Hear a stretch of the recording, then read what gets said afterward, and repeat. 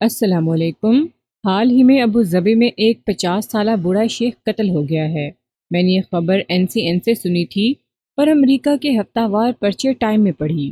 یہ دیکھ کر بہت افسوس ہوا کہ اس قتل کی خبر ساری دنیا میں مشہور ہوئی اور بہت سے ملکوں کے ٹی وی اور اخبار رسالے اس پر تبصرے بھی کرتے رہے، لیکن پاکستان کے اخباروں نے اس واردات کو ذرا سی بھی اہمیت نہ دی اور یہ خبر شائع نہ کی۔ میں نے جب یہ خبر پڑھی اور CNN پر سنی تو مجھ کو فوراً قتل کا ایک کیس یاد آ گیا جس کی تفتیش میں نے بحیثیت SHO کی تھی۔ یہ پاکستان کی پیدائش سے کچھ سال پہلے کی واردات ہے۔ جو یاد آئے تو میں نے اپنے پرانے کاغذات نکالے اور ورق الٹ الٹ کر اس صفحے پر پہنچا جہاں میں نے ڈائری کے طور پر یہ واردات اور تفتیش مختصراً لکھی ہوئی ہے۔ واردات والے میری ڈائری کے صفحے میرے سامنے کھلے تو ان پر بہت سی مختصر فکرے لکھے ہوئے نظر آئے، جس طرح کے اشارے دیے جاتے ہیں۔ واردات ایسی تڑپا دینے والی تھی کہ مجھ کو وہ وقت اس طرح یاد آ گیا جس طرح میں تھانے میں موجود ہوں اور تفتیش کر رہا ہوں۔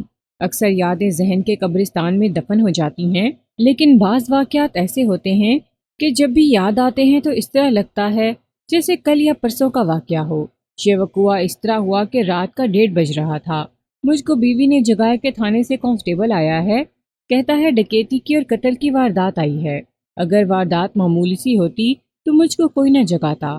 تھانے میں رات کی ڈیوٹی والی ساری کارروائی کر لیتے تھے، لیکن ڈکیتی اور قتل دو ایسی وارداتیں تھیں جو انگریز کسی قیمت پر برداشت نہیں کیا کرتا تھا، اور ہمارے واسطے حکم تھا کہ جو ہی ان دونوں وارداتوں کی رپورٹ آئے اسی وقت جائے وقوع پر پہنچو اور وہاں سے اس وقت واپس آؤ جب تمہارے پاس ملزم آ جائیں یا ملزموں کو قابل اعتماد سراغ آ جائے۔ اس کے بعد DSP تھانے داروں کی جان کو آئے رہتے تھے، تفتیش میں ذرا سی کوتاہی بھی برداشت نہیں کرتے تھے۔ میں تیار ہو کر فوراً تھانے پہنچا۔ وہ ایک بڑا قصبہ تھا جس میں ایک ہی تھانہ تھا اور اس تھانے کے تحت کچھ دیہاتی علاقہ آتا تھا۔ چونکہ علاقہ بعد میں پاکستان میں آ گیا ہے، اس واسطے میں اس قصبے کا نام ظاہر نہیں کروں گا، اور اس تحریر میں جن اشخاص کے نام آئیں گے وہ میں تبدیل کر کے لکھ رہا ہوں۔ وقوعہ یہ تھا کہ ایک بوڑھا آدمی قتل ہو گیا تھا جس کی عمر 60 سال یا اس سے 2-3 سال اوپر بتائی گئی۔ رپورٹ لکھوانے جو اشخاص تھانے آئے تھے ان میں ایک مقتول کا بڑا بیٹا تھا جس کا مکان مقتول کے مکان کے پچھواڑے تھا۔ دوسرا شخص مقتول کا چھوٹا بھائی تھا جس کی عمر 50 سال سے کچھ اوپر تھی۔ وہ اسی گلی کے ایک مکان میں رہتا تھا، ان کے ساتھ نمبردار تھا۔ مقتول اپنے چھوٹے بیٹے کے ساتھ رہتا تھا اور بیٹا 2-3 دنوں کے واسطے اپنے کاروباری دورے پر کہیں گیا ہوا تھا۔ گھر میں اس بیٹے کی بیوی تھی۔ بیوی ابھی 23-24 سال کی لڑکی تھی۔ اس کے خاوند کی عمر اس لڑکی سے 1.5-2 سال زیادہ ہوگی۔ مقتول کی بیوی کبھی کی مر چکی تھی۔ میں اس واسطے بتا رہا ہوں کہ گھر میں صرف یہ بوڑھا مقتول تھا اور اس کی یہ بہو۔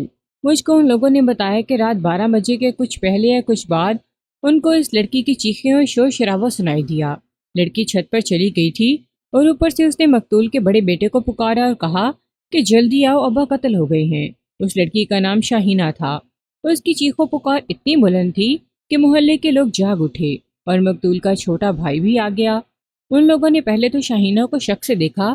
شاہینہ کے کپڑے یعنی قمیض 2-3 جگہوں سے پھٹی ہوئی تھی اور قمیض شلوار پر بھی بہت سا خون لگا ہوا تھا۔ گھر کے اندر منظر یہ تھا کہ ایک برآمدے میں چارپائی کے قریب فرش پر مقتول کی لاش پڑی ہوئی تھی۔ کپڑے خون سے لال سرخ ہو گئے تھے اور فرش پر خون بہہ رہا تھا۔ شاہینہ نے ان لوگوں کو بتایا کہ وہ گہری نیند سوئی تھی کہ اس کی آنکھ کھل گئی۔ 2 آدمی تھے۔ ایک آدمی نے اس پر مجرمانہ حملہ کرنے کی کوشش کی۔ شاہینہ اٹھ بیٹھی اور ان دونوں سے اپنے آپ کو بچانے لگی۔ اس کے ساتھ ہی اس نے اپنے سسر کو آواز دی۔ یہ دونوں اس کو چارپائی پر لٹانے اور کپڑے اتارنے کی کوشش کر رہے تھے۔ سسر یعنی مقتول جاگ اٹھا اور دوڑتا آیا۔ وہ صحن کے دوسری طرف والے برآمدے میں سویا ہوا تھا۔ وہ جب آیا تو ان دونوں نے اس پر حملہ کر دیا۔ شاہینہ نے بتی جلا دی۔ حملہ آوروں نے مقتول کو چاقو مارے، وہ گر پڑا۔ شاہینہ نے زیادہ شور مچایا تو وہ دونوں بھاگ گئے۔ میں وہاں گیا تو گلی میں لوگوں کا ہجوم اکٹھا ہو چکا تھا۔ کسی عقل مند آدمی نے یہ عقل مندی کی کہ لوگوں میں سے کسی کو اندر نہ جانے دیا۔ میں اندر گیا۔ یہ کشادہ حویلی تھی۔ صحن کے ایک طرف ڈیوڑی تھی، ایک طرف برآمدہ تھا۔ سامنے اور بائیں طرف بھی برآمدہ تھا۔ ان برآمدوں کے پیچھے کمرے تھے۔ ان برآمدوں کے اور صحن کے بلب جل رہے تھے۔ مقتول کی لاش برآمدے کے قریب چارپائی پر پڑی ہوئی تھی۔ چارپائی کے پاس ایک جوان لڑکی کھڑی تھی جس کی قمیض 2-3 جگہوں سے پھٹی ہوئی تھی اور خون سے رنگی ہوئی بھی تھی۔ وہ شاہینہ تھی۔ وہ کھڑی رو رہی تھی اور اس کے چہرے پر دہشت صاف نظر آ رہی تھی۔ وہ خاص طور پر خوبصورت لڑکی نہیں تھی، لیکن وہ بری صورت والی بھی نہیں تھی۔ چہرے پر نوجوانی کے تاثرات اچھے لگتے تھے اور قد کاٹ بھی ٹھیک ٹھاک تھا۔ میں نے چارپائی کو دیکھا، اس پر بستر بچھا ہوا تھا۔ بستر کی چادر جس طرح اکٹھی ہو گئی تھی اور اس کی جو سلوٹیں تھیں ان سے پتہ لگتا تھا کہ اس پر جھینگا مچتی ہوئی ہے۔ بستر پر ٹوٹی ہوئی کانچ کی چوڑیوں کے ٹکڑے بکھرے ہوئے تھے۔ میں نے لڑکی کے دونوں بازو دیکھے، یہ چوڑیاں اسی کی تھیں جو جھینگا مچتی میں ٹوٹی تھی۔ اس کے ایک بازو کی کلائی سے خون نکل رہا تھا، کوئی ٹوٹی ہوئی چوڑی اس کلائی میں چپ گئی تھی۔ میں نے سب سے پہلے اس لڑکی کا ہی بیان لینا تھا، لیکن اطمینان سے بیٹھ کر۔ سب سے پہلے تو دوسری چیزیں دیکھنی تھی۔ لاش کو الٹ پلٹ کر دیکھا، اس کو سینے میں اور پیٹ میں چاقو لگے تھے۔ لاش کو اچھی طرح دیکھ کر ہیڈ کانسٹیبل کو جو میرے ساتھ جائے وقوع پر گیا تھا کہا کہ وہ لاش پوسٹ مارٹم کے واسطے لے جائے۔ یہ بندوبست اس نے کرنا تھا۔ کیا تم بتا سکتی ہو؟ میں نے شاہینہ سے دریافت کیا کہ یہ دونوں آدمی کدھر سے مکان میں داخل ہوئے تھے؟ نہیں، شاہینہ نے لرزتی کانپتی آواز میں جواب دیا۔ میں نے اس وقت دیکھا جب انہوں نے مجھ کو پکڑ لیا تھا۔ صرف یہ بتا سکتی ہوں کہ وہ ڈیوڑی کے راستے باہر نکلے تھے۔ وہ ٹھیک کہتی تھی، اگر وہ ان کو اندر آتا دیکھ لیتی تو اسی وقت شور مچا دیتی۔ میں نے دیکھنا تھا کہ مکان کے اندر آنے کا راستہ کون سا ہو سکتا ہے۔ ایک بات بتاؤ، میں نے شاہینہ سے پوچھا، کیا باہر والا دروازہ اندر سے بند تھا؟ اس کی زنجیر چڑھی ہوئی تھی؟ جی ہاں، اس نے جواب دیا۔ مجھ کو یقین ہے کہ دروازہ اندر سے پکا بند تھا۔ مقتول رات کو دروازہ بند کیا کرتے تھے اور پھر سونے سے پہلے میں بھی دیکھ لیا کرتی تھی کہ دروازہ اندر سے پکا بند ہے۔ میں نے صحن میں کھڑے ہو کر مکان کو اچھی طرح دیکھا۔ گلی کی طرف ڈیوری تھی، کوئی ایسی دیوار نہیں تھی جس پر کوئی باہر سے چڑھ کر اندر آ سکتا۔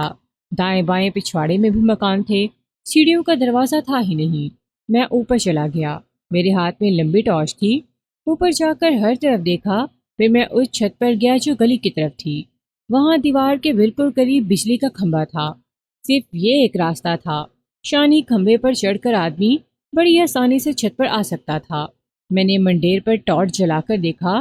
مجھ کو توقع یہ تھی کہ منڈیر پر گرد ہوگی، اس پر قدموں کے نشان ہوں گے، لیکن بدقسمتی سے اسی روز بڑی تیز بارش برسی تھی جس نے منڈیر کو دھو دیا تھا۔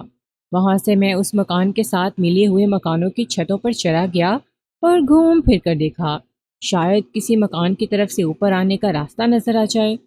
یہ تو میں نے دوران تفتیش معلوم کرنا ہی تھا کہ وقوع والے مکان کے ساتھ جن مکانوں کی چھتیں ملی ہوئی ہیں ان میں کون لوگ رہتے ہیں اور وہ کیسے ہیں۔ ہو سکتا تھا کہ ان مکانوں میں رہنے والے کسی خاندان یا کسی شخص کی دشمنی مقتول کے ساتھ یا مقتول کے خاندان کے ساتھ ہو۔ مجھ کو کھمبے والا راستہ ہی نظر آتا تھا۔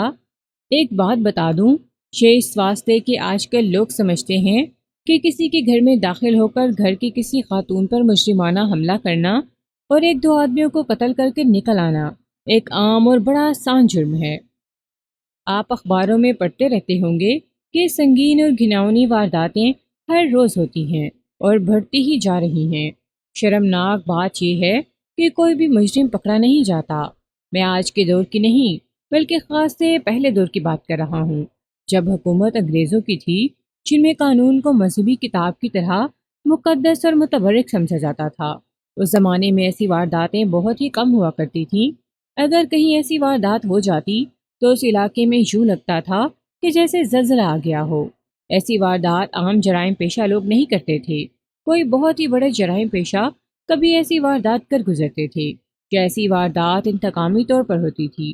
یہ واردات بھی مجھ کو انتقامی نظر آ رہی تھی۔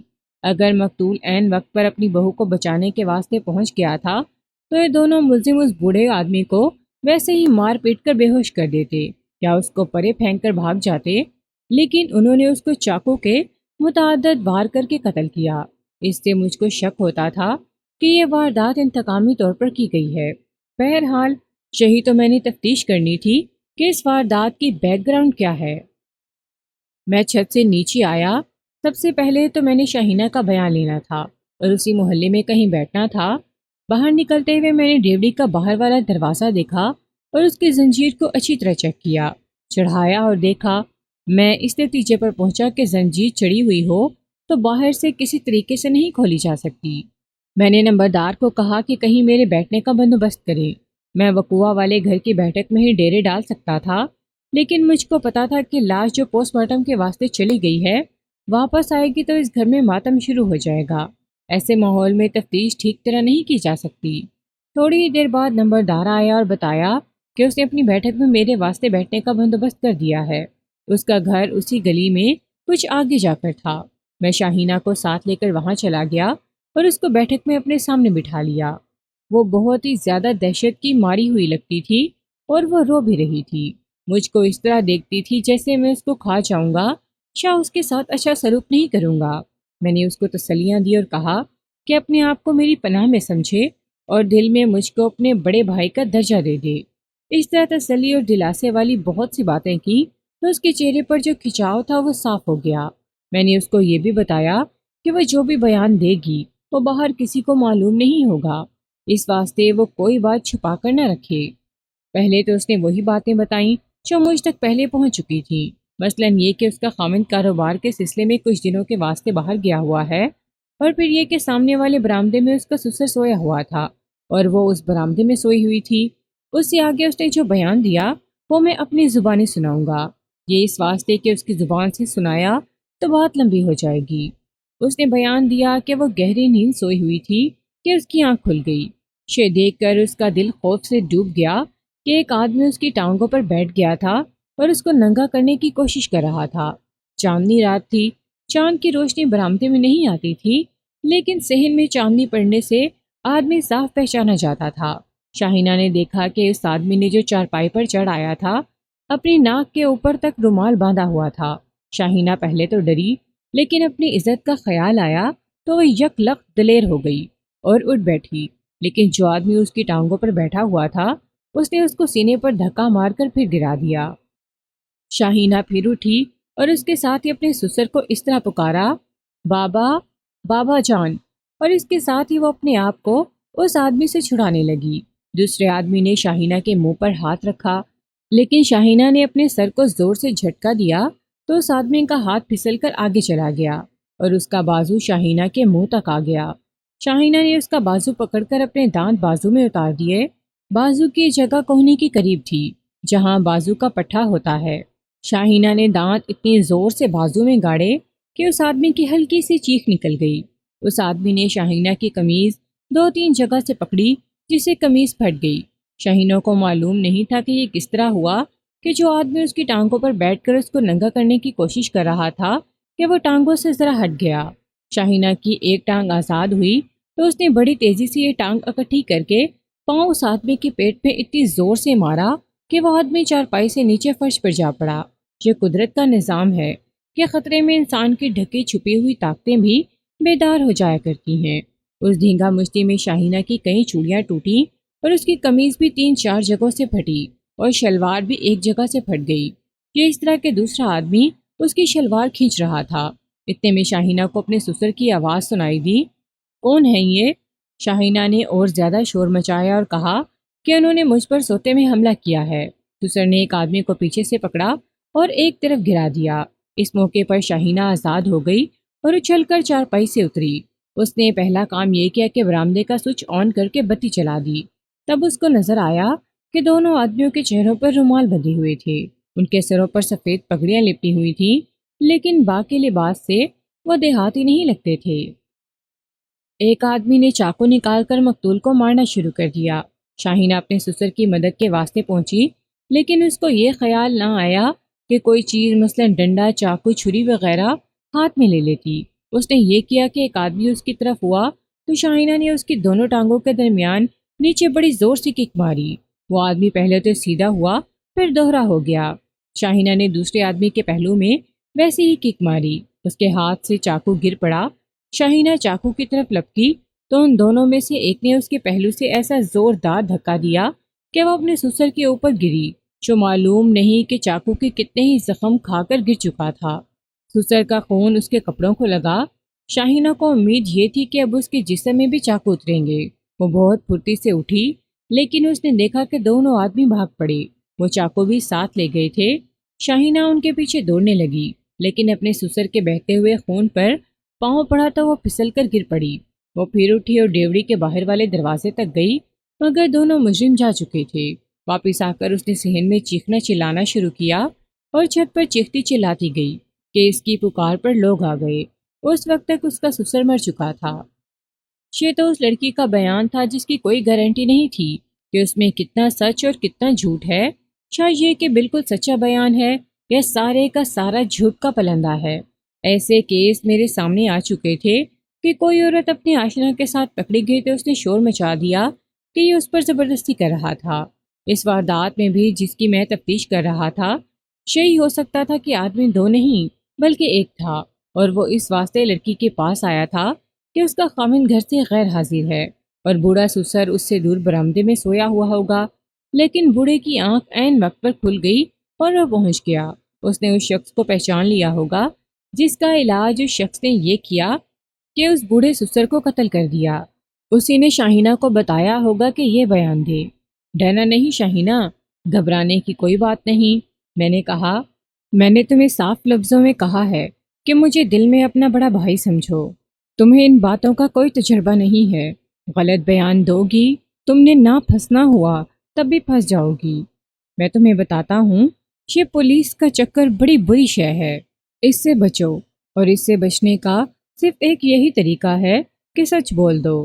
میں تم سے وعدہ کرتا ہوں کہ تم پر پردہ ڈالوں گا اور سارا معاملہ ہی گول کر دوں گا۔ میں نے سچ تو بول دیا ہے، شاہینہ نے کہا۔ اگر آپ کو میری بات پر یقین نہیں آیا تو اس میں میرا کوئی قصور نہیں۔ اچھا، آپ یہ بتا دیں کہ آپ کو مجھ پر کیوں اعتبار نہیں آیا؟ میں بات صاف کروں گا شاہینہ، آدمی دو نہیں تھے بلکہ ایک تھا، اور تم نے اسے خود بلایا تھا۔ تمہارے سسر کی آنکھ کھل گئی اور تم نے اپنے آشنا کے ساتھ مل کر اپنے سسر کو قتل کر دیا۔ شاہینہ نے پہلے تو آنکھیں پھاڑ کر مجھے دیکھا، پھر گردن نیچے جھکا کر زاروں کی طرح رونے لگی۔ اس سے تو بہتر تھا کہ وہ لوگ مجھے بھی قتل کر جاتے، شاہینہ نے روتے ہوئے اور ہچکیاں لیتے ہوئے کہا۔ میری ساری دولت تو یہی عزت اور عصمت ہے، آپ نے اس پر بھی تہمت لگا ڈالی، اور آپ مجھے کہتے ہیں کہ میں آپ کو بڑا بھائی سمجھوں۔ اس مسئلے پر میری اور شاہینہ کی بہت بحث ہوئی۔ میں اسے ذرا کم ہی سن رہا تھا اور زیادہ جائزہ یہ لے رہا تھا کہ کیا وہ کوئی چالاک قسم کی لڑکی ہے یا گھریلو لڑکی ہے۔ پھر میں نے ایک کانسٹیبل کو بلا کر کہا کہ اسے اس کے گھر لے جاؤ اور اس کے یہ خون آلود کپڑے تبدیل کروا کر اسے واپس اپنے ساتھ لے آئے۔ پھر میں نے اس کی چارپائی سے اس کی ٹوٹی ہوئی چوڑیوں کے ٹکڑے اکٹھے کیے۔ کانسٹیبل شاہینہ کو ساتھ لے گیا۔ پھر میں نے نمبردار کو بلایا اور اس سے پوچھا کہ لڑکی کا خاندان اور اس کے سسرال کا خاندان کیسا ہے۔ نمبردار نے بتایا کہ لڑکی صحیح معنوں میں شریف اور عزت دار ہے اور اس کا خاندان بھی شریف ہے۔ نمبردار کے بیان کے مطابق لڑکی کے سسرال والے ٹھیک لوگ نہیں تھے، بہت گھٹیا اور کمینے سے لوگ تھے، اور کوئی بھی انہیں اچھا نہیں سمجھتا تھا۔ سسر یعنی مقتول کی بابت نمبردار نے بتایا کہ پکا ٹھرکی آدمی تھا، اس کی بیوی کب سے مر چکی تھی اور وہ عورت باز تھا، لیکن اس کے تعلقات گھر میں کام کرنے والیوں جمعدارنیوں اور بھکارنوں کے ساتھ ہوتے تھے۔ لڑکی والے معلوم نہیں کس دھوکے میں اپنی بیٹی اس گھر میں دے بیٹھے تھے۔ لڑکی کا خاوند بھی بد کردار آدمی ہے، اچھے پیسے کما لیتا ہے، عادی جوئے باز ہے اور قبرستان میں جا کر جوئے بھی کھیلتا رہتا ہے۔ یہ تو شاہینہ کا صبر ہے کہ اس خاندان میں گزارا کر رہی ہے۔ اس گھر کے پیچھے فضل یعنی مقتول کا چھوٹا بھائی رہتا ہے جس کی اولاد جوان ہو چکی ہے۔ وہ پورا کا پورا خاندان اوچھا اور کمینہ ہے۔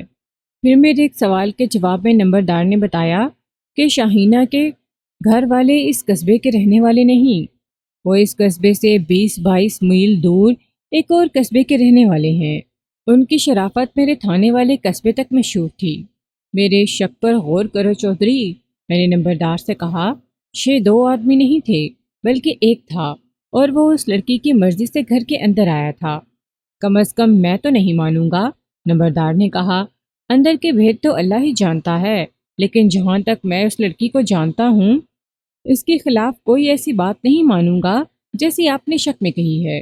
یہ بھی صحیح ہے کہ لڑکی برقعے کے بغیر باہر نکلتی ہے، لیکن یہ بھی صحیح ہے کہ وہ بہت کم ہی باہر نکلتی ہے۔ ایسا ہرگز نہیں کہ ہر روز ہی گلی میں نظر آتی ہو۔ پھر یہ بتاؤ چودھری، میں نے کہا، مجھ کو یہ واردات انتقامی لگتی ہے۔ تم اس گھر کے اندر کے حالات بھی جانتے ہو، پھر تو تم باہر کی باتیں بھی جانتے ہوگے۔ مقتول گھٹیا درجے کا عورت باز تھا، شاہینہ کا خامد جوئے باز اور بد کردار ہے۔ ایسے اشخاص کی دشمنی کسی نہ کسی کے ساتھ ضرور ہوتی ہے۔ کیا تم بتا سکتے ہو یا معلوم کر سکتے ہو کہ ان کی دشمنی کس کے ساتھ تھی؟ میں معلوم کر کے بتا سکتا ہوں، نمبردار نے کہا۔ شاہینہ کے خامد کی دشمنی کسی نہ کسی کے ساتھ ضرور ہوگی۔ کیا اس نے اپنی عادت اور فطرت کے مطابق کسی کے ساتھ پنگا لیا ہوگا، یا کاروبار میں کسی کی رقم ہضم کر گیا ہوگا؟ یہ تو میں نے خود بھی معلوم کرنا ہی تھا۔ نمبردار کی رائے لینا میرے واسطے ضروری تھا۔ اس نے مجھ کو بڑی پکی بنیاد دے دی تھی۔ وہ یہ تھی کہ مقتول کا پورا خاندان گھٹیا اور پست ذہن والا تھا، اور ان لوگوں کو کوئی بھی اچھا نہیں سمجھتا تھا۔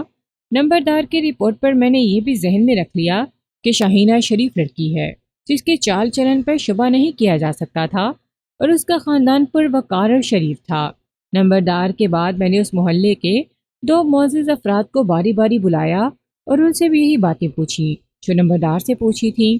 یہ دونوں معززین میرے پاس تھانے میں آتے رہتے تھے، اور مخبری اور چغل خوری ان کی ہابی تھی۔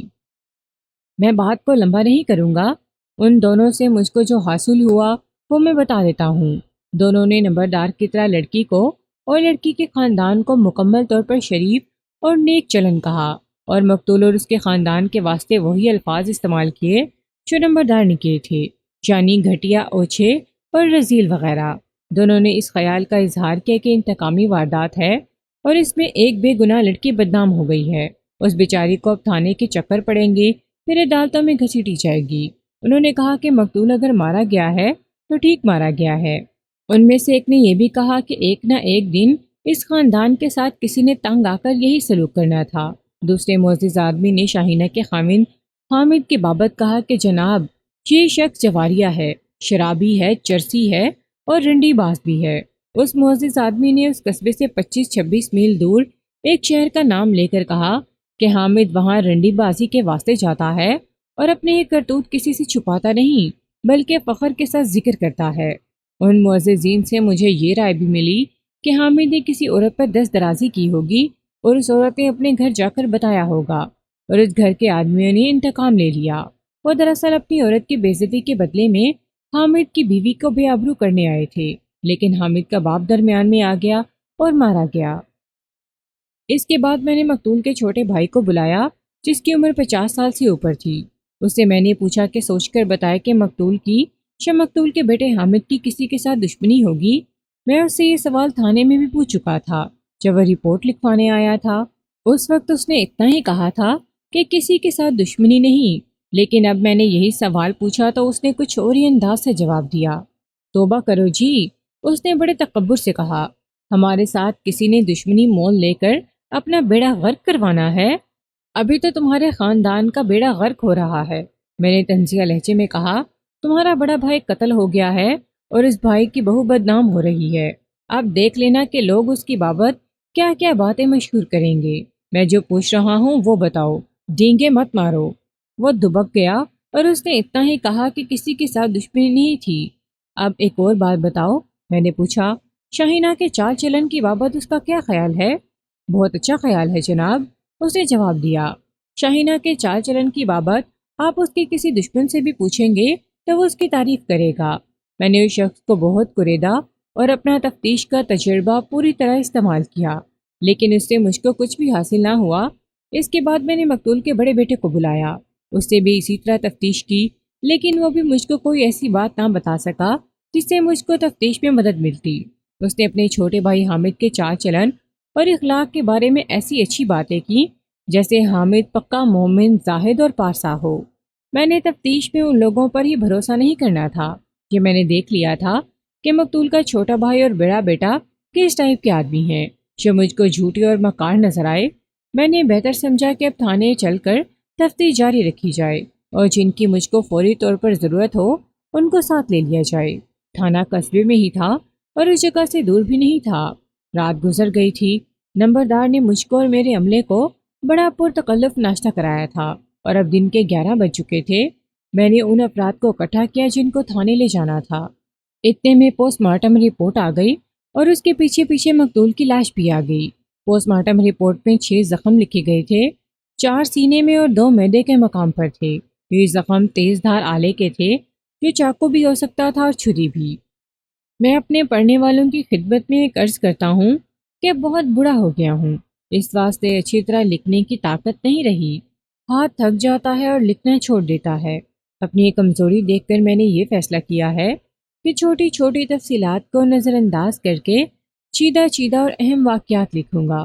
بہرحال آپ کو کہانی مکمل ملے گی اور کہیں بھی آپ یہ نہیں کہہ سکیں گے کہ یہاں خلا آ گیا ہے اور معلوم نہیں یہاں کیا ہوا تھا۔ میں نے تھانے جا کر جو کارروائی کی وہ اس طرح تھی کہ اپنے اے ایس آئی کو یہ کام سونپا کہ اس واردات کے پیش نظر شہر کے جرائم پیشہ افراد اور مشتبہوں کو اکٹھا کرے اور ان سے تفتیش بھی کرے۔ اے ایس آئی جانتا تھا کہ عادی مجرموں اور مشتبہوں کے ساتھ کس طرح کا سلوک کیا جاتا ہے اور اس سے تفتیش کس طرح کی جاتی ہے۔ میں نے اس کو بتایا کہ واردات کے ایک ملزم کے دائیں بازو پر دانتوں کے گہرے نشان ہوں گے۔ اس کو بازو کی وہ جگہ بھی بتائی جہاں ان نشانات کا ہونا ممکن تھا۔ یہ جگہ کوہنی کے قریب تھی۔ اپنے ایک سینئر تجربہ کار ہیڈ کانسٹیبل کو یہ کام دیا کہ وہ مخبر اکٹھے کرے، شاون کے پاس جائے اور ان کو کہے کہ بہت جلدی مجھ تک اپنی رپورٹیں پہنچائیں۔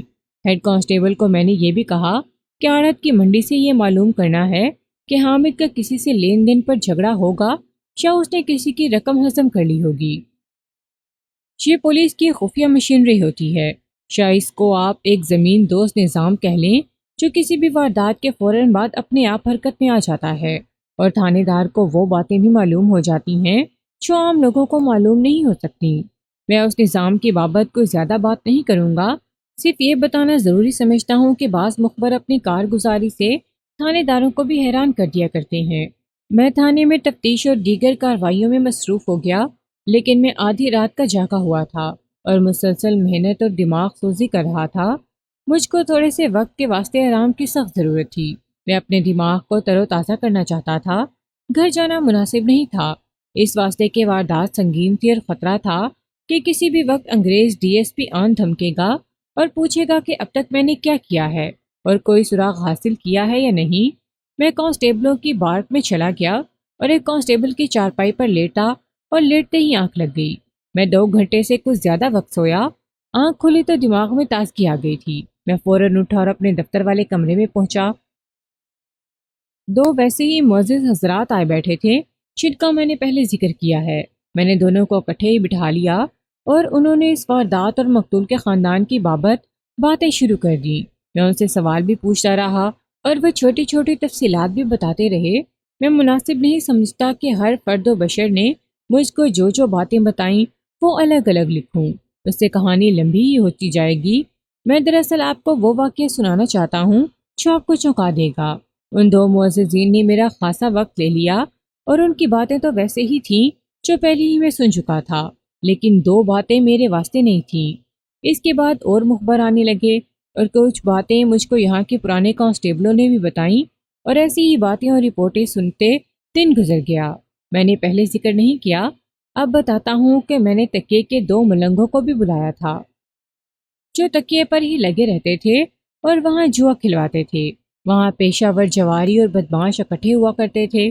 یہ ملنگ ان کی ذاتی زندگی کی باتوں سے پوری طرح واقف ہوتے تھے۔ یہ سلسلہ آج بھی چلتا ہے۔ ان دونوں ملنگوں سے مجھ کو حامد کے بارے میں 1-2 بڑی کارآمد باتیں معلوم ہوئی تھیں۔ سورج غروب ہونے والا تھا جب مجھ کو بتایا گیا کہ مقتول کا بیٹا حامد جو شاہینہ کا خامند تھا آیا ہے۔ میں بتا چکا ہوں کہ وہ اپنے کاروبار کی بابت باہر گیا ہوا تھا۔ اس کو باپ کے قتل کی اطلاع مل گئی اور وہ گھر آ گیا۔ گھر سے ہو کر وہ تھانے میں آیا۔ میں نے اس کو اپنے پاس بلا کر بٹھا لیا، رسمی طور پر افسوس اور ہمدردی کا اظہار کیا، پھر اس سے پوچھا کہ اس کی کسی کے ساتھ دشمنی ہے یا نہیں۔ اس نے صاف لفظوں میں کہا کہ اس کی کسی کے ساتھ دشمنی نہیں۔ کیا ان 2 آدمیوں کا کوئی سراغ ملا ہے یا نہیں؟ حامد نے مغموم آواز میں پوچھا اور کہا، یہ تو بڑی ہی خطرے والی بات ہے جناب۔ یہ آدمی اگر پکڑے نہ گئے تو پھر بھی ایسا ہی حملہ کر سکتے ہیں۔ جب تک تم اپنے دل میں چھپی ہوئی باتیں باہر نہیں نکالو گے ان آدمیوں کا سراغ نہیں ملے گا۔ میں نے کہا، یہ واردات دشمنی والی ہی لگتی ہے، کسی نے تم سے انتقام لیا ہے۔ میری کسی کے ساتھ بھی اتنی سخت دشمنی نہیں، حامد نے کہا، یہ تو خونی دشمنی ہے، بلکہ خونی سے بھی زیادہ۔ انہوں نے تو میری بیوی پر حملہ کیا تھا۔ پھر ایک بات بتاؤ، میں نے پوچھا، اپنی بیوی کے چال چلن پر تم کو پورا اعتبار ہے؟ ہاں جناب، اس نے کہا، مجھ کو اپنی بیوی کے چال چلن پر ذرا سا بھی شبہ نہیں، لیکن جو عقل اور تجربہ آپ کا ہے وہ میرا تو نہیں ہو سکتا۔ کیا کوئی ایسی بات سامنے آئی ہے جس سے پتہ لگے کہ میری بیوی کا چال چلن مشکوک ہے؟ میں شک کی بات کر رہا ہوں، میں نے کہا، تمہاری بیوی کی کسی کے ساتھ در پردہ دوستی ہوگی، اس نے اس کو چھوڑ کر کسی اور کے ساتھ دوستی لگا لی ہوگی۔ یا یہ ہو سکتا ہے کہ کسی نے اس کے ساتھ تعلقات پیدا کرنے کی کوشش کی اور تمہاری بیوی نے اس کی بے عزتی کر کے اسے دھتکار دیا، پھر یہ شخص اپنے کسی ساتھی کو لے آیا اور تمہاری بیوی پر مجرمانہ حملہ کیا۔ میں یہ باتیں ویسے ہی کر رہا تھا، میرے دل میں کوئی اور بات تھی۔ ایک ملنگ اور 2-3 مخبروں نے میرے کانوں میں بڑی کارآمد بات ڈال دی تھی۔ میں نے جب اس کی بیوی شاہینہ پر یہ شک ظاہر کیا تو حامد نے پرزور طریقے سے کہا کہ یہ بالکل غلط اور بے بنیاد شک ہے، میری بیوی میں اتنی جرت ہے ہی نہیں۔ اس نے کہا، وہ مجھ کو جانتی ہے، اگر وہ ایسی حرکت کرتی تو میں اس کو زندہ نہ چھوڑتا۔ ہاں حامد بھائی، میں نے کہا، تم ذرا سی بات پر اس کو مار پیٹ لیتے ہو، وہ کوئی شکایت زبان پر لائے تو تم اس کے منہ پر تھپڑ مارتے ہو۔ اس کو تم سے ڈرنا ہی چاہیے۔ اگر تم سمجھتے ہو کہ تمہاری بیوی ہر لحاظ سے ٹھیک ہے تو یہ کوئی تمہارے دشمن ہیں جنہوں نے تم پر وار کیا ہے۔ میرا کوئی دشمن نہیں، اس نے کہا، میں بڑے اچھے اخلاق کا آدمی ہوں۔ اپنے والد صاحب کے اخلاق کی بابت تمہارا کیا خیال ہے؟ میں نے پوچھا۔ وہ تو جی آپ کسی سے بھی پوچھیں، ہر کوئی ان کو قابل عزت اور قابل احترام کہے گا۔ حامد نے کہا، وہ تو بڑے نیک بزرگ تھے۔ ہاں حامد، میں نے کہا، وہ اپنی جمعدارنی، نوکرانی اور ان بھکارنوں کی نگاہوں میں بھی قابل احترام تھے جن کے ساتھ وہ ہوس کاری کے واسطے جھک مارتے تھے۔ تم اپنے آپ کو بھی بڑے اچھے اخلاق کا آدمی کہہ رہے ہو؟ کیا تم نہیں جانتے کہ پولیس کا مخبری نظام تمہارے گھر کے اندر سے بھی راز لے آتا ہے اور میرے مخبر قبروں کے نیچے سے راز لے آیا کرتے ہیں؟ اب میری بات کان کھول کر سنو، تم نے جھوٹ بولا تو ہڈیاں توڑ دوں گا۔ کیا رحیم نام کے ایک شخص کی بیوی تاجی کے ساتھ تمہارے ناجائز تعلقات نہیں؟ وہ چونک کر میری طرف دیکھنے لگا، اس کے چہرے پر گھبراہٹ آ گئی تھی، وہ کچھ بھی نہ بولا۔ اتنا بھی نہ گھبراؤ حامد، میں نے اپنا غصہ قابو میں لا کر دوستانہ لہجے میں کہا، تمہارے جائز یا ناجائز تعلقات کسی کے ساتھ ہوں، مجھے اس پر کوئی اعتراض نہیں، میں صرف یہ کہہ رہا ہوں کہ میرے ساتھ سچ بولو۔ تم نے جھوٹ بول بول کر اپنے باپ کو قتل کروا دیا ہے اور بیوی کو بے عزت کروایا ہے۔ میں تم کو بتاتا ہوں کہ یہ ہوا کیا ہے۔ تم نے رحیم کی بیوی کو اپنی داشتہ بنایا ہوا ہے، جس کا اس کو دیر سے علم ہوا۔ اس نے اپنی بے عزتی کا بدلہ اس طرح لیا کہ 2 آدمی بھیج کر تمہاری بیوی کو اغوا کروانے کی یا وہیں گھر میں ہی بے آبرو کرانے کی کوشش کی۔ اچانک حامد ہنس پڑا اور اس نے دایاں ہاتھ اپنے منہ کے آگے اس طرح گھمایا جس طرح منہ پر بیٹھی ہوئی مکھی اڑائی جاتی ہے۔ مجھ کو بالکل توقع نہیں تھی کہ وہ اس طرح ہنس پڑے گا۔ کس کی بات کرتے ہیں جناب؟ اس نے میری بات کو کاٹ کر کہا، اگر رحیم میں اتنا دم ہوتا تو اس کی بیوی کسی غیر مرد کے ساتھ تعلق قائم نہ کرتی۔ آپ کو ٹھیک بتایا گیا ہے، رحیم کی بیوی کے ساتھ میری دوستی ہے، لیکن مجھ کو یہ بھی یقین ہے کہ رحیم کو اس کا علم نہیں۔ اگر جناب کو رحیم پر یہ شک ہے تو اس کو تھانے ضرور طلب کریں۔ کسی انسان کا کچھ پتہ نہیں ہوتا کہ وہ تنگ آ کر کیا کر گزرے۔ میں آپ کو یہ بھی بتا دیتا ہوں کہ رحیم اپنی بیوی کے ہاتھوں تنگ ہے، لیکن بیوی کے خلاف کچھ بھی نہیں کر سکتا، نہ اس میں جرت ہے کہ بیوی کے آگے بولے۔ حامد اب ٹھیک ٹھاک باتیں کرنے پر آ گیا تھا۔ رحیم اور اس کی بیوی تاجی کی بابت بہت باتیں معلوم ہوئی۔ میرا خیال یہ تھا کہ حامد رحیم کے بارے میں اس خوش فہمی میں مبتلا ہے کہ رحیم اس کے خلاف کچھ نہیں کر سکتا۔ حامد کو میں نے اچھی طرح جانچا اور پرکھا تو اس نتیجے پر پہنچا کہ یہ بھی ڈینگے مارنے والا آدمی ہے۔ میں نے سوچ سوچ کر یہ فیصلہ کیا کہ پہلے میں رحیم کی بیوی کو تھانے بلاؤں گا۔ حامد نے کچھ ایسی باتیں کی تھیں کہ مجھ کو تفتیش کے پیش نظر حامد کی بیوی زیادہ اہم معلوم ہوتی تھی۔ رات ہو گئی تھی، میں نے مناسب نہ سمجھا کہ اس وقت تاجی کو تھانے بلواؤں۔ حامد کو میں نے یہ کہہ کر گھر بھیج دیا کہ وہ کسی کے ساتھ بات نہ کرے کہ میری اور اس کی آپس میں کیا بات چیت ہوئی ہے۔ میں نے اپنے ASI سے رپورٹ لینی تھی۔ اس نے میری ہدایت کے مطابق کچھ عادی مجرم، ہسٹری شیٹر اور کچھ مشتبہ وغیرہ بلائے تھے اور ان کے ساتھ مصروف رہا تھا۔ میں نے اس کو کہا تھا کہ جس کے بازو پر دانت لگے ہوئے ہیں اور زخم تازہ ہے وہ ہمارا ملزم ہے۔ اے ایس آئی کو بلا کر پوچھا تو اس نے کہا کہ کسی ایک بھی آدمی کے بازو پر دانتوں کے نشان نہیں۔ اس کے باوجود اے ایس آئی ان لوگوں کے پیچھے پڑا ہوا تھا کہ شاید کوئی سراغ مل جائے۔ اگلی صبح میں تھانے جا کر بیٹھا ہی تھا کہ ایک بڑا ہی معزز شخص میرے دفتر کے دروازے پر آ کھڑا ہوا اور ماتھے پر ہاتھ رکھ کر سلام کیا اور آنے کی اجازت مانگی۔ میں نے اس کا لباس، چہرہ اور ڈیل ڈول دیکھ کر بڑے احترام سے کہا کہ وہ اندر آ جائے اور بیٹھے۔ اس کی سلیقے سے تراشی ہوئی چھوٹی چھوٹی داڑھی اس کے چہرے پر بڑی ہی بھری لگ رہی تھی۔ میں نے اس سے پوچھا کہ میں اس کی کیا خدمت کر سکتا ہوں۔ اس نے بتایا کہ وہ شاہینہ کا باپ ہے۔ میرا قیاس بالکل صحیح نکلا۔ وہ اپنے قصبے کے اسلامیہ ہائی اسکول میں سیکنڈ ماسٹر تھا۔ میں آپ کی تفتیش میں دخل اندازی نہیں کرنے آیا، اس نے تہذیب اور ادب سے بات کرتے ہوئے کہا۔ میں صرف اپنی یہ تسلی کرنا چاہتا ہوں کہ میری بیٹی پر تو کوئی حرف نہیں آئے گا۔ اتنا ہی کہہ کر اس کی آنکھوں سے آنسو بہنے لگے اور پھر آہ لے کر اس نے کہا، ہم تو بڑے دھوکے کا شکار ہو گئے ہیں، کچھ سمجھ نہیں آتی کیا کریں۔ آپ میرے ساتھ بے تکلفی سے بات کریں۔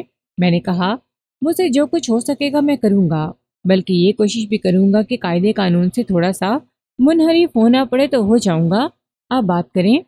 وہ بات کرتے جھجک رہا تھا۔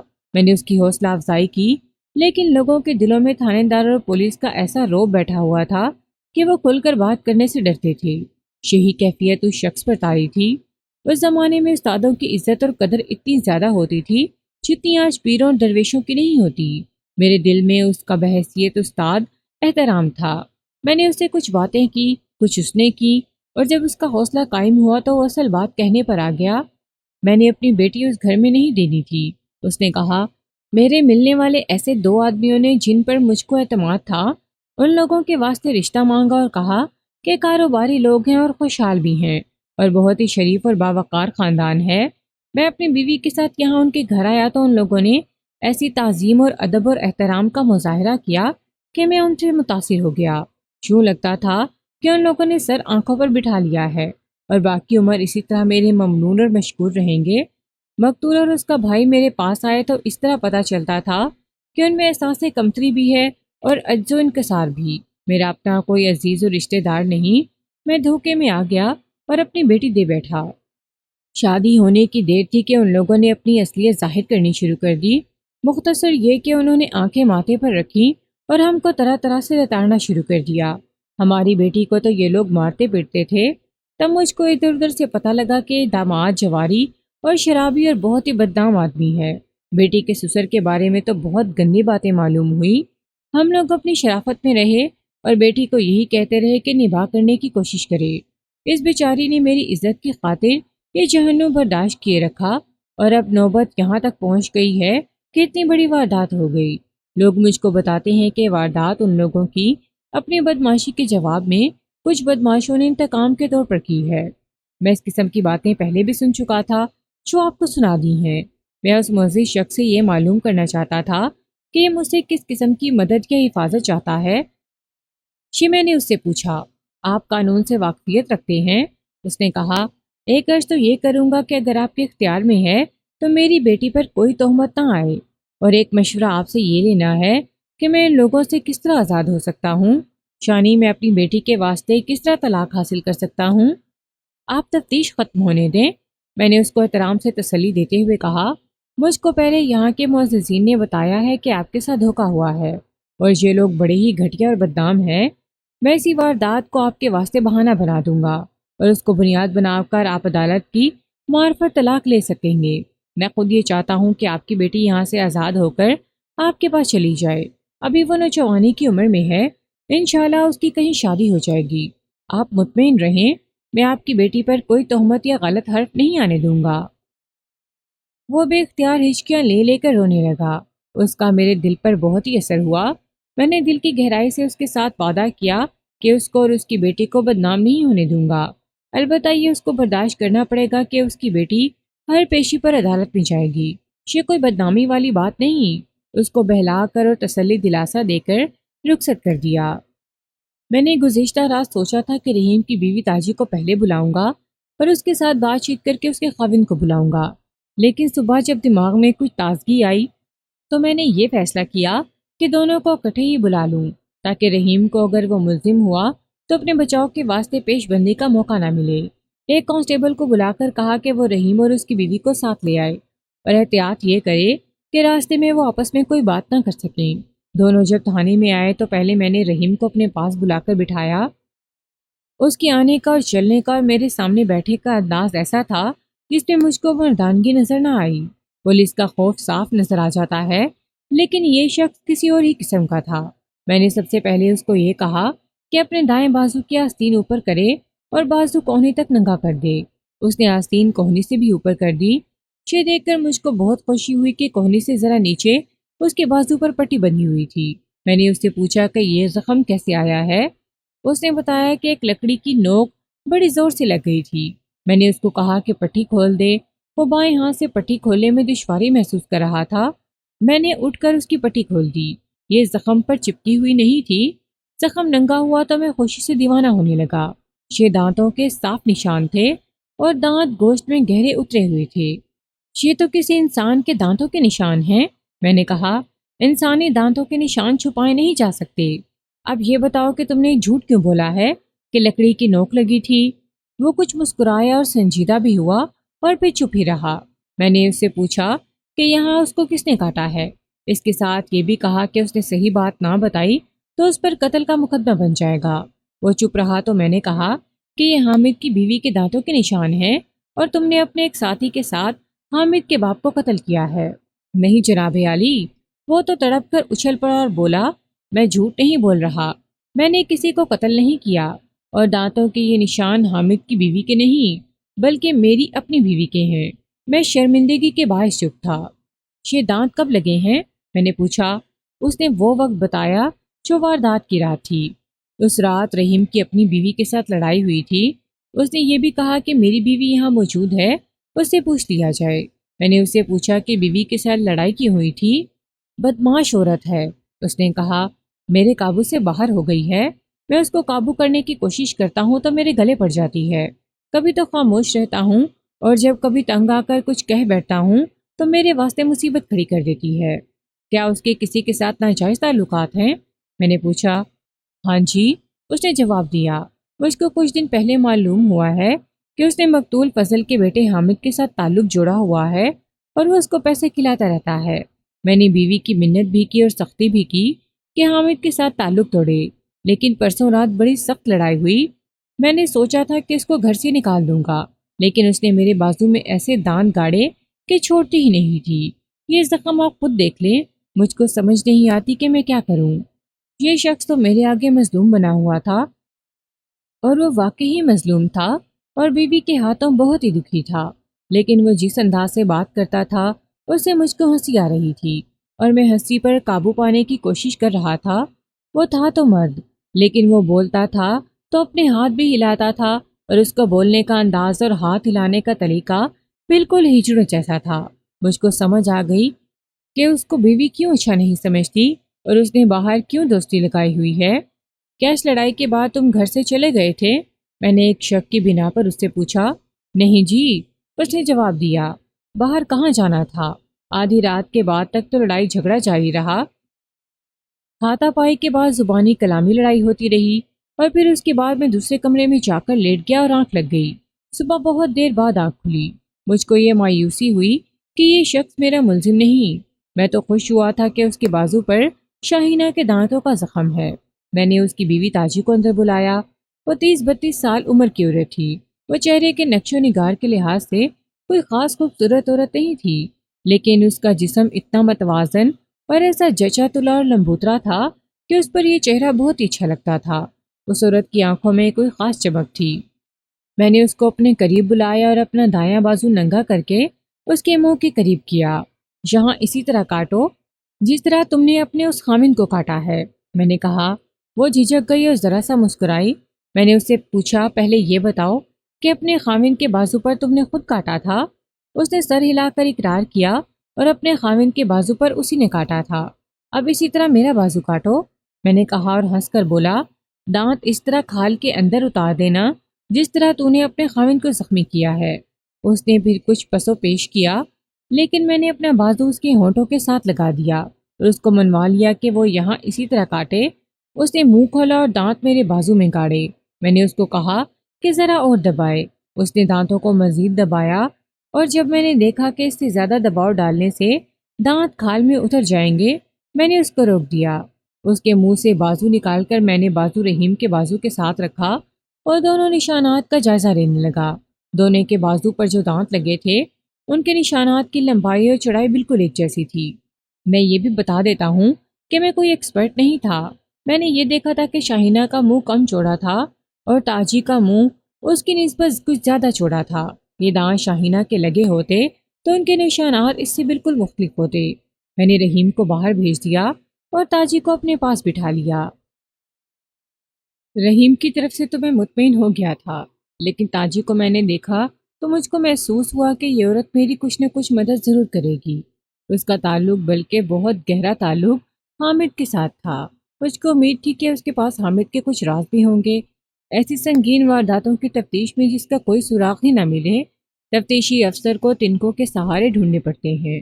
ذرا ذرا سی بات پر دماغ سوزی کرنی پڑتی ہے۔ یہی حالت میری ہو رہی تھی۔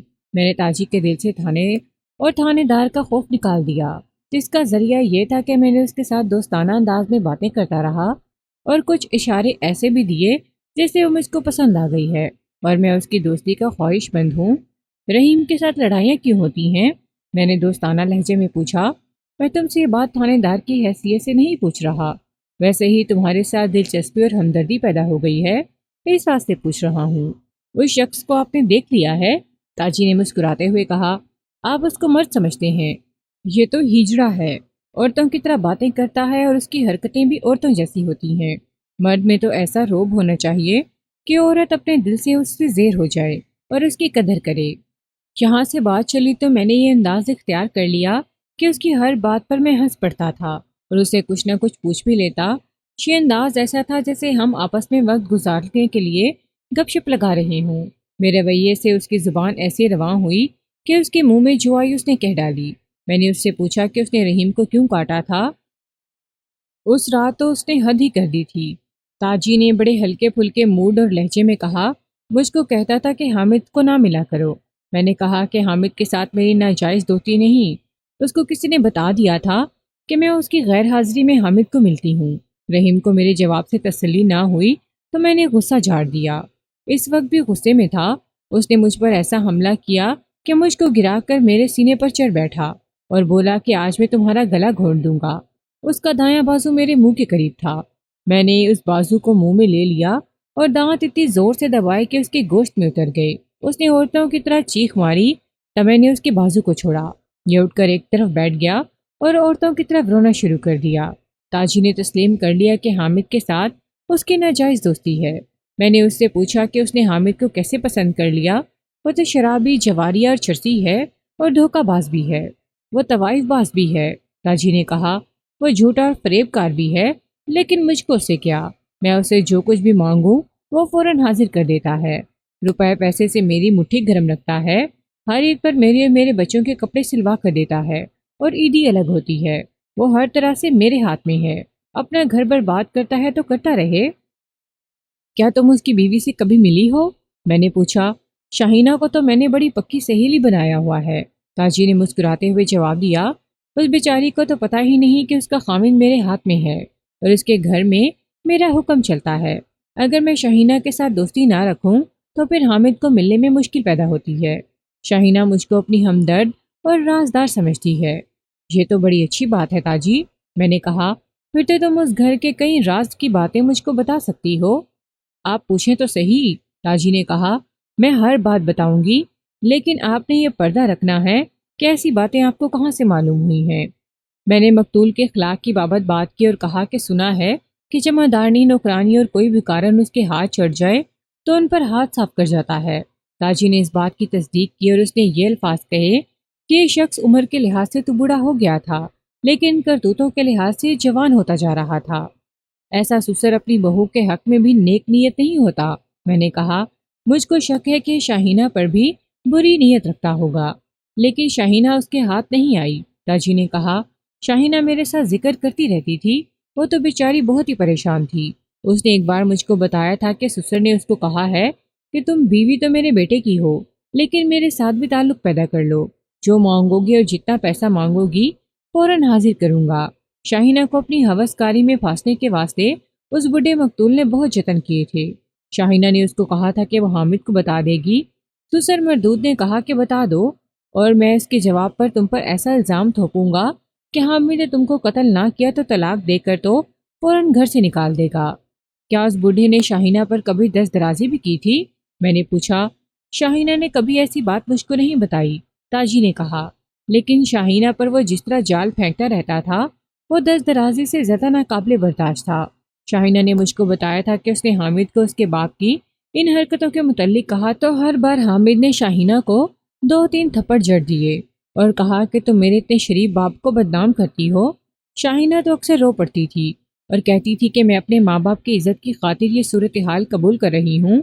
اس واردات سے 2 روز پہلے اس نے مجھ کو کہا تھا کہ وہ مزید برداشت نہیں کر سکتی اور ایک ہی راستہ بچ گیا ہے کہ وہ خودکشی کر لے۔ ایک بات سوچ کر بتاؤ تاجی، میں نے کہا، کیا یہ ہو سکتا ہے کہ حامد تو گھر سے غیر حاضر تھا؟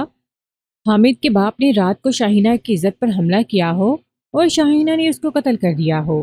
کیا شاہینہ میں اتنی جرت ہے؟ لڑکی عقل والی ہے اور غیرت والی بھی، تاجی نے جواب دیا۔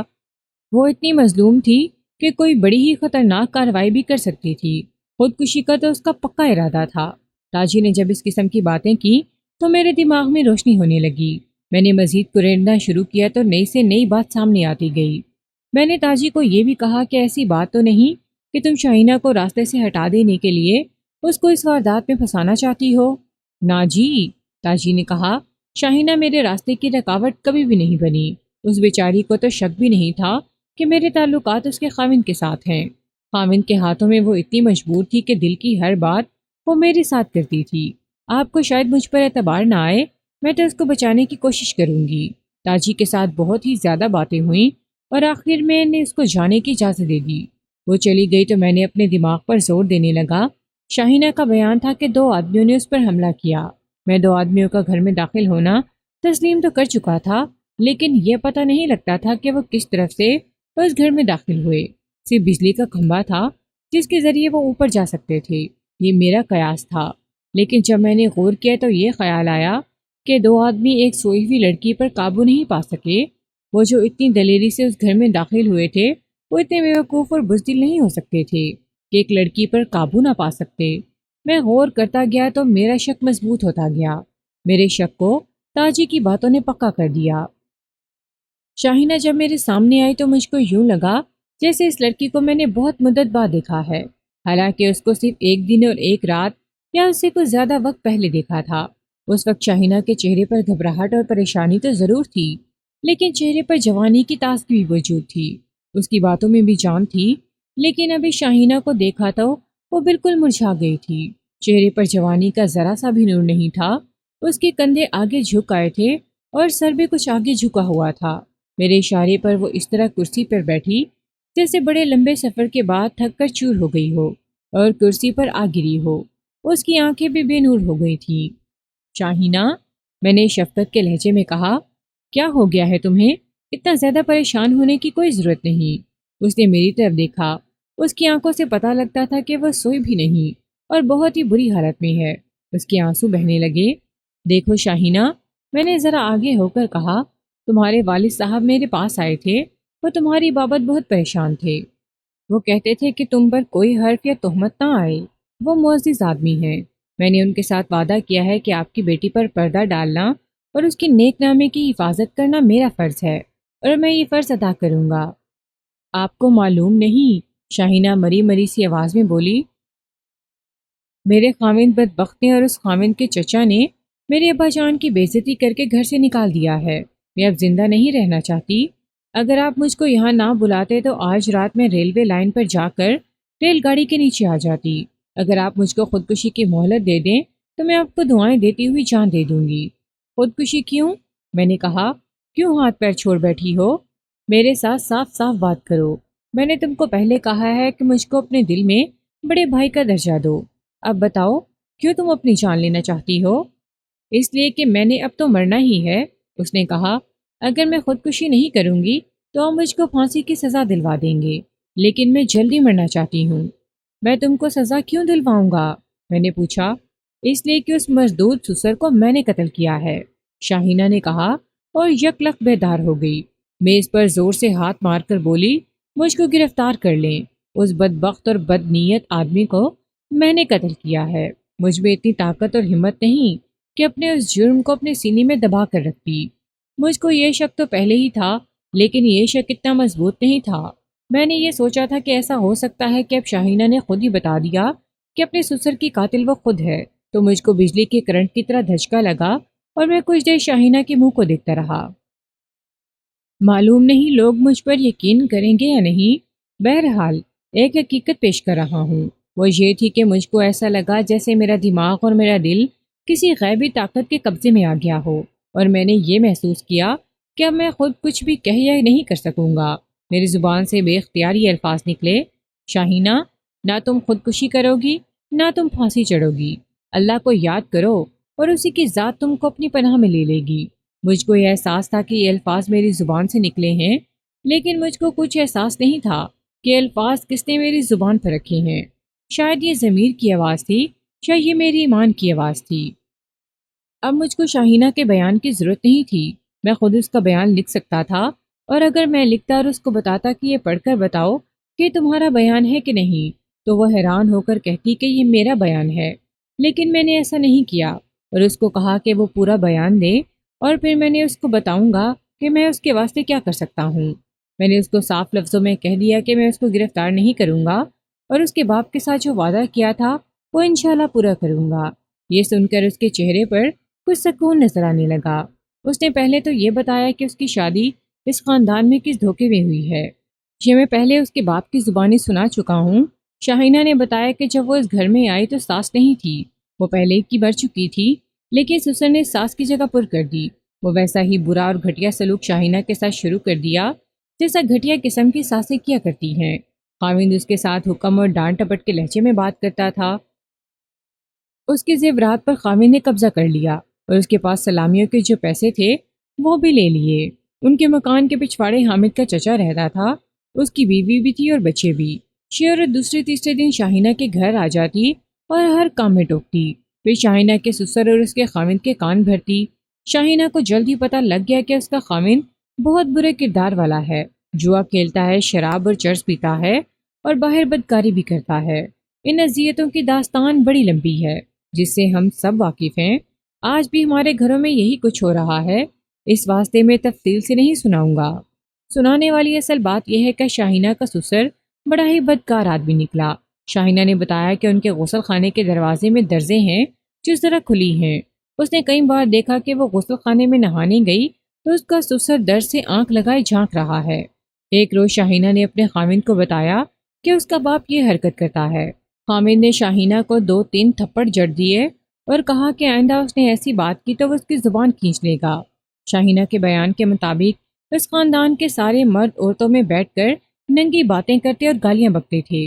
عورتیں بھی مردوں کی طرح انتہائی بیہودہ باتیں کرتی تھیں اور پھر یہ مرد اور عورتیں خوب کہہ لگاتے تھے۔ اس نے بتایا کہ اس کے خاوند کی عادت تھی کہ جب اس کے رشتہ دار اس کے گھر آئے ہوتے تو خاوند شاہینہ کے خلاف زیادہ نفرت کا اظہار کرتا اور اس کو گالیاں دیتا اور اس کو رشتہ داروں کے سامنے ذلیل کر کے رکھ دیتا تھا۔ اب کوئی پوچھے کہ یہ لوگ ایسا کیوں کرتے تھے تو اس کا ایک ہی جواب ہے کہ اس خاندان کی فطرت اور ان کا کلچر ہی یہی تھا۔ ان کے مرد آپس میں مل بیٹھتے تو بڑے فخر سے اپنے اپنے دھوکہ دہی کے کارنامے سناتے تھے، مثلاً یہ کہ فلاں کی پیشگی رقم بہانہ تراش کر کے ہضم کر لی ہے، شمال کا نمونہ اچھا دکھا کر گھٹیا مال سپلائی کر دیا ہے۔ شاہینہ نے یہ ساری اذیت برداشت کی اور اپنے والدین کو کچھ بھی نہ بتایا۔ اس کا سسر اور خاندان اور اس کا خاوند اس کو اپنے والدین کے گھر جانے ہی نہیں دیتے تھے۔ کبھی کبھار وہ جاتی تو اگلے ہی دن خاوند یا سسر وہاں جا دھمکتا اور ساتھ لے کر واپس آ جاتا۔ یہ تو شاہینہ نے برداشت کیا، لیکن اپنے سسر کی یہ حرکت اس کی برداشت سے باہر تھی کہ سسر اس پر بری نظر رکھتا۔ سسر نے اس کو صاف لفظوں میں کہا تھا کہ بیوی تو میرے بیٹے کی ہو، لیکن میری داشتہ بن جا اور عیش کرو۔ شاہینہ نے اس کو یہ الفاظ کہے کہ میں اپنی جان دے دوں گی، اپنی آبرو نہیں دوں گی۔ سسر اس کو قیمتی کپڑوں اور پیسوں کا لالچ دیتا رہا اور اس کے ساتھ چھیڑ خانی بھی کرتا تھا۔ میں تھوڑی سی اپنی رائے دوں گا، میں بھی اسی معاشرے کا فرد ہوں اور میں نے بہت کچھ دیکھا ہے اور دیکھ رہا ہوں۔ بعض سسر اپنی بہوؤں کے ساتھ پیار کرتے ہیں، لیکن ان کا انداز ایسا ہوتا ہے جیسے یہ بہو نہیں بلکہ اپنی بیٹی ہو۔ میں نے ایسے سسر بھی دیکھے ہیں جو بہو کے پیار میں ذرا زیادہ جذباتی ہو جاتے ہیں، جس سے بہو کو شک ہو سکتا ہے، لیکن پیار کی پاکیزگی خود ہی سارے شک رفع کر دیتی ہے۔ یہ معزز اور قابل قدر سسر ہیں جن کے پیار کی پاکیزگی اپنے آپ ہی ظاہر ہو جاتی ہے، لیکن شاہینہ کا سسر اس کو صاف لفظوں میں اپنی ہوس کے جال میں لانا چاہتا تھا۔ شاہینہ نے بتایا کہ چند مرتبہ ایسا ہوا کہ سسر اس کو کسی بہانے کمرے میں لے گیا اور اس کے بازوؤں میں لے کر بےہودہ حرکتیں کرنے لگا، جو پیار میں نہیں بلکہ حیوانیت کے جذبے کے تحت کی جاتی ہیں۔ شاہینہ نے خاوند کا رویہ جانتے ہوئے بھی ایک دو مرتبہ اپنے خاوند کو پھر بتایا کہ اس کا باپ اس کے ساتھ ناجائز تعلق قائم کرنا چاہتا ہے۔ خاوند نے اس کو گالیاں بھی دی اور کبھی ایک دو تھپڑ بھی لگا دیے۔ اگر شاہینہ بھی کسی ایسے ویسے خاندان کی بیٹی ہوتی تو وہ بھی انہی لوگوں کے رنگ میں رنگی جاتی اور خاوند کے ساتھ سسر کی بیوی بھی بنی رہتی اور عیش موج کرتی، لیکن شاہینہ تصور میں بھی اس صورت کو قبول نہ کر سکی۔ آخر یہ رات ہوئی۔ شاہینہ کا خاوند شہر سے باہر چلا گیا تھا۔ آدھی رات کا وقت تھا کہ سسر نے اس کو بستر پر دبوچ لیا۔ شاہینہ کی آنکھ کھلی تو اس نے سسر کو اپنے بستر پر دیکھا۔ شاہینہ آخر جوان لڑکی تھی، اس نے اپنے آپ کو آزاد کرانے کے واسطے پوری طاقت استعمال کر ڈالی۔ اس دھینگا مشتی میں شاہینہ کی قمیض دو تین جگہوں سے پھٹی اور ایک جگہ سے شلوار بھی پھٹ گئی۔ اس نے مجھ کو بتایا کہ بوڑھا بالکل درندہ بن گیا تھا۔ وہ شاہینہ کے بازو پکڑنے کی کوشش کرتا تھا جس سے اس کی چوڑیاں ٹوٹ گئیں۔ آخر شاہینہ نے اس کو چارپائی پر ہی ایک طرف گرا دیا اور خود اس پر چڑھ بیٹھی۔ اس نے سوچا کہ یہ مارکا کب تک چلے گا اور اس کا انجام کیا ہوگا۔ اس کے دماغ کو خون چڑھ گیا اور ایک ترکیب دماغ میں آ گئی۔ اس نے سسر سے کہا، چلو آج آپ کا دل خوش کر دیتی ہوں، لیکن آئندہ ایسا نہیں ہوگا۔ سسر خوش ہو گیا۔ شاہینہ نے بڑے پیار سے کہا کہ آپ لیٹیں، میں پیشاب کر کے آتی ہوں۔ جنسیت کا مارا ہوا بڈھا دھوکے میں آ گیا۔ شاہینہ بیت الخلاء میں جانے کے بجائے باورچی خانے میں چلی گئی اور چھوٹے سائز کی چھری اٹھا لائی۔ اس نے سسر کو دیکھا جو لیٹا ہوا تھا۔ شاہینہ کو دیکھ کر وہ اٹھ بیٹھا۔ شاہینہ نے اس کو گریبان سے پکڑا اور بڑی زور سے جھٹکا دے کر چارپائی سے اٹھایا۔ اب وہ فرش پر کھڑا تھا۔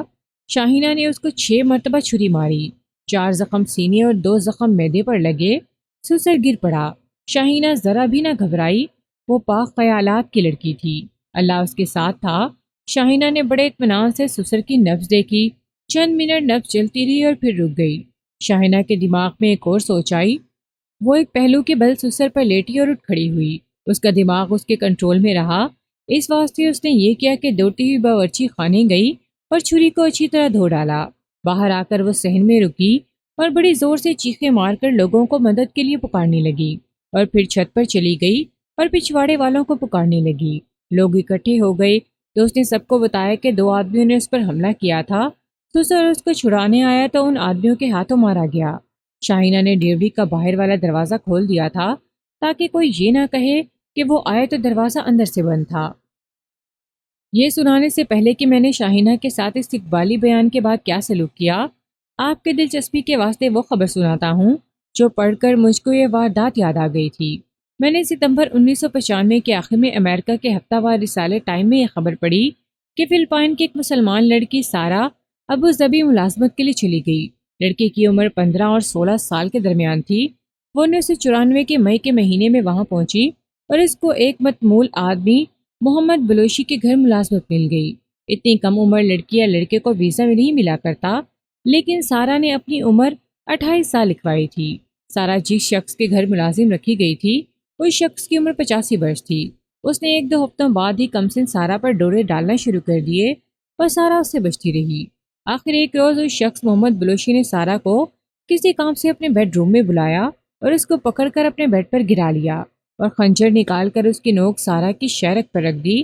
سارہ کی کہانی اس وجہ سے دردناک بنتی ہے کہ اس کا باپ مر چکا ہے اور باقی بہن بھائی اس سے چھوٹے ہیں اور گھر میں غربت ہے۔ سارہ اپنے چھوٹے بہن بھائیوں کو غربت کے چنگل سے آزاد کرانے کے لیے وہاں گئی تھی۔ جب اس کے آقا نے اس کی شہرک پر خنجر کی نوک رکھی تو وہ ڈر گئی۔ وہ اپنے یتیم بہن بھائیوں کے واسطے زندہ رہنا چاہتی تھی۔ اس کے آقا نے زبردستی اس کی آبرو ریزی کی۔ سارہ جب اٹھی تو دیکھا کہ جس خنجر کی نوک اس کی شہرک پر رکھی گئی تھی وہ خنجر فرش پر پڑا ہوا تھا۔ اس کا 85 سالہ بوڑھا آقا ابھی پلنگ سے نہیں اٹھا تھا۔ سارا نے خنجر اٹھا لیا اور اپنے آقا کے جسم میں 34 بار اتارا اور اس کو مار ڈالا اور اپنے آپ کو پولیس کے حوالے کر دیا۔ پہلے اس کو 7 سال سزائے قید دی گئی۔ فلپائن کے سفارت خانے نے شور شرابہ کیا تو ابو ظبی کے حکمران شیخ بن زائد نے مقدمہ دوسرے ججوں کو دے دیا۔ پہلے ججوں نے کہا تھا کہ لڑکی کی آبرو ریزی ہوئی ہے، اس واسطے اس کو تھوڑی سزا ملنی چاہیے، لیکن دوسرے ججوں نے اپنے فیصلے میں لکھا کہ لڑکی کی آبرو ریزی نہیں ہوئی اور اس طرح اس کو سزائے موت دے دی۔ یہ خبر یورپ اور دیگر ممالک کے اخباروں میں شائع ہوئی تو فلپائن کی حکومت کے علاوہ تمام حکومتوں نے ابو ظبی کے حکمران کو لکھا کہ وہ ایک معصوم لڑکی پر یہ ظلم نہ ہونے دے۔ حقوق انسانی کی تنظیمیں بھی چلا اٹھیں۔ CNN پر بھی یہ پروگرام دکھایا گیا۔ آخر سارا کی سزائے موت تو ختم کر دی گئی، لیکن اس کو اتنا زیادہ جرمانہ کیا گیا جو وہ کبھی بھی نہیں دے سکے گی، لیکن فلپائن کی حکومت اس کی پوری مدد کر رہی تھی۔ یہ تو ایک الگ داستان ہے۔ میں ایک بات اور کہنا چاہوں گا، وہ یہ کہ امریکہ اور یورپ کے پرچوں نے اس واقعے کو اتنا اچھالا ہے کہ اسلام کو بدنام کرنے کی پوری کوشش کی ہے۔ آپ لوگ خود ہی دیکھ لیں کہ سارا اور شاہینہ کا کیس ایک جیسا ہے یا نہیں۔ آج جس طرح ہر ملک کے حکمران کے دل میں سارا کی ہمدردی پیدا ہو گئی ہے اور حقوق انسانی کی عالمی تنظیم نے ہمدردی کے عملی اظہار کے واسطے اپنا وفد ابو ظبی کے حکمران کے پاس بھیجا ہے، بالکل ایسی جذباتی حالت میری اس وقت ہوئی تھی جب شاہینہ نے اپنا اقبالی بیان دیا تھا۔ آج میں جس کو بھی سارا کی خبر سناتا ہوں وہ تڑپ اٹھتا ہے اور کہتا ہے کہ اس معصوم لڑکی نے اپنی آبرو کا جو انتقام لیا ہے وہ ٹھیک لیا ہے اور یہ اس کا جائز حق تھا۔ شاہینہ، میں نے آدھی صدی پہلے شاہینہ سے کہا تھا تم نے مجھ کو جو بیان دیا ہے اس کو بھول جاؤ، کسی کے ساتھ اشارتاً بھی بات نہ کرنا کہ تم نے مجھ کو یہ بیان دیا تھا، تم کو کوئی سزا نہیں ملے گی۔ شاہینہ مجھ کو حیرت زدگی کے عالم میں دیکھ رہی تھی اور اس کا منہ کھلتا جا رہا تھا۔ اس کو یقین نہیں آ رہا تھا کہ اس کو میں ایک انسان کا قتل بخش دوں گا۔ بخشنے نہ بخشنے والا تو اللہ ہے، لیکن میرے اختیار میں جو تھا وہ میں نے کیا۔ شاہینہ کو اچھی طرح سمجھا دیا اور اس کو کہا کہ اپنے جذبات قابو میں رکھے، اور پھر اس کے ذہن میں یہ ڈالا کہ اس نے جس طرح اپنی بے عزتی کا انتقام لیا ہے یہ بالکل جائز ہے۔ میں نے اس کو یہ بھی کہا کہ ایک یا ایک سے زیادہ 2 مہینوں بعد میں اس کو طلاق دلوا دوں گا۔ میں آج پہلی بار یہ انکشاف کر رہا ہوں کہ میں نے ایک قاتل پر پردہ ڈال دیا تھا۔ انگریزوں کی حکومت کے زمانے میں یہ کام تقریباً ناممکن تھا، لیکن بعض وارداتوں کے کیس میں عدم پتہ قرار دیے جاتے تھے۔ ان کے ساتھ کوئی ایسا ٹھوس جواز لکھنا پڑتا تھا جو اوپر والے افسروں کو قائل کر سکے۔ میں نے اپنی نوکری کو خطرے میں ڈال کر اس کیس کو عدم پتہ قرار دینے کا فیصلہ کر لیا۔ شاہینہ کو میں نے گھر بھیج دیا اور اس وقت کے بعد تفتیش کو لٹکانا اور ویسے ہی گھسیٹنا شروع کر دیا۔ کبھی میں حامد کو تھانے بلا لیتا اور کبھی شاہینہ کو۔ حامد کے ساتھ میری کچھ اور باتیں ہوتی تھیں، لیکن شاہینہ کو میں حوصلہ افزائی کے واسطے بلاتا تھا۔ اس کے چہرے پر رونق واپس آ گئی تھی۔ 4 مہینے گزر گئے تو میں نے DSP کے سامنے کیس رکھ کر کچھ جواز پیش کیے اور درخواست کی کہ اس کیس کو عدم پتہ قرار دینے کی اجازت دی جائے۔ میں نے مقتول اور اس کے خاندان کی اخلاقی حالت DSP کو بتائی تھی اور کہا تھا کہ یہ لوگ دوسروں کی عورتوں کے ساتھ بدماشیاں کرنے والے لوگ ہیں اور کسی نے انتقاماً ان کے ساتھ یہ واردات کر دی ہے۔ یہ میرا ذاتی معاملہ سمجھیں یا پولیس کے محکمے کا مسئلہ کہہ لیں، اس میں آپ کے واسطے کوئی دلچسپی نہیں۔ آخرکار ہوا یہ کہ کیس عدم پتہ قرار دے کر اس کی فائل ایسے ہی دوسری فائلوں کے انبار میں رکھ دی۔ اس کے بعد میں نے ایک روز شاہینہ کو تھانے طلب کیا۔ اس کا خاوند یہی سمجھتا رہا کہ اس کو تفتیش کے سلسلے میں بلایا گیا ہے۔ میں نے شاہینہ کو کہا کہ وہ اپنے والد صاحب کو خط لکھے کہ کسی روز میرے پاس آ جائیں۔ 8-10 دنوں بعد شاہینہ کا باپ آ گیا۔ میں نے اس کو کہا کہ وہ عدالت میں درخواست دے دے کہ وہ اپنی بیٹی کی طلاق چاہتا ہے۔ میں نے اس کو کہا کہ سول جج تک پہنچنا اور اس کو منوانا میرا کام ہے اور وہ کچھ بھی نہ سوچے اور بے دھڑک درخواست دے۔ ضلع کے سول کورٹ میں میری اچھی خاصی پہنچ تھی۔ قصہ مختصر یہ کہ 4-5 مہینوں بعد شاہینہ کو طلاق مل گئی اور وہ اپنے گھر چلے گئی۔ اس کے بعد مجھ کو کچھ پتہ نہیں کہ شاہینہ نے دوسری شادی کی تھی یا نہیں۔